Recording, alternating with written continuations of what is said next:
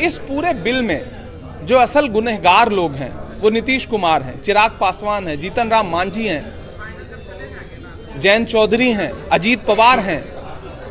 और इन सबको ये समझना चाहिए कि चिराग सबके बुझेंगे, हवा किसी की नहीं। इन सब ने झोलियां भर भर के मुसलमानों के वोट लिए और आज जब मुसलमानों के खिलाफ कोई बिल आया तो ये मुसलमानों को जाके समझाने का प्रयास कर रहे थे मोदी जी के दूत बन के।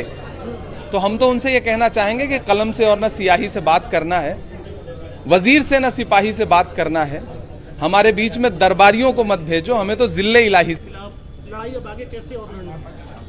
देश में जो लोकतांत्रिक तरीका है लड़ाई का, विरोध प्रदर्शन का, अपने सभाएं करके, कानूनी तौर पर संसद में जो लड़ाई थी वो हम सब ने लड़ी, पूरे विपक्ष ने लड़ी। अगर 288 वोट लोकसभा में उस कानून के पक्ष में पड़े तो 232 वोट उस कानून के विपक्ष में पड़े। सिर्फ 24 सांसद मुस्लिम हैं, तो 208 वोट जो है अगर उस कानून के विरोध में हिंदू भाई, दलित भाई, सिख भाई, ईसाई भाई जो मेंबर ऑफ पार्लियामेंट हैं वो उस कानून के विरोध में दे रहे हैं, तो नरेंद्र मोदी सरकार को समझना चाहिए कि आप मुसलमानों को प्रताड़ित करने के लिए और उनकी जमीनें लूटने के लिए जो आप कानून ला रहे हैं उसके खिलाफ इस देश का आम हिंदू भाई भी खड़ा है।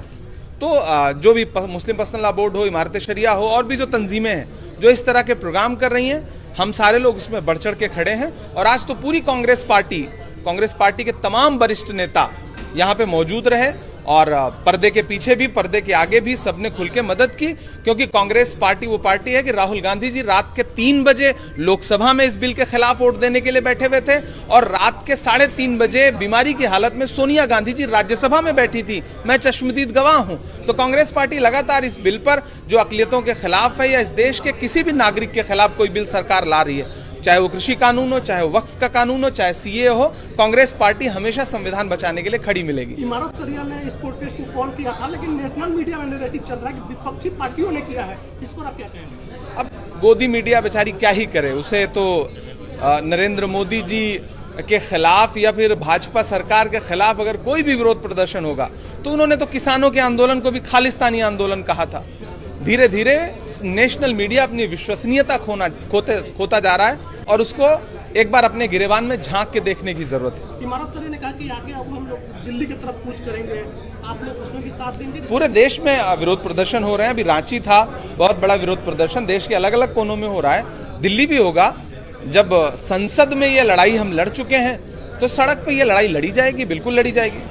बिहार में चुनाव है, इसका कुछ असर देख रहे हैं लोगों में? जो गुस्सा आज आपने देखा है। देखिए, इस पूरे बिल में जो असल गुनहगार लोग हैं वो नीतीश कुमार हैं, चिराग पासवान हैं, जीतन राम मांझी हैं, जयंत चौधरी हैं, अजीत पवार हैं।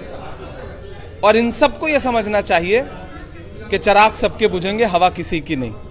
इन सब ने झोलियां भर भर के मुसलमानों के वोट लिए और आज जब मुसलमानों के खिलाफ कोई बिल आया तो ये मुसलमानों को जाके समझाने का प्रयास कर रहे थे मोदी जी के दूत बन के। तो हम तो उनसे ये कहना चाहेंगे कि कलम से और न सियाही से बात करना है, वजीर से न सिपाही से बात करना है। हमारे बीच में दरबारियों को मत भेजो, हमें तो जिल्ले इलाही से बात करना है।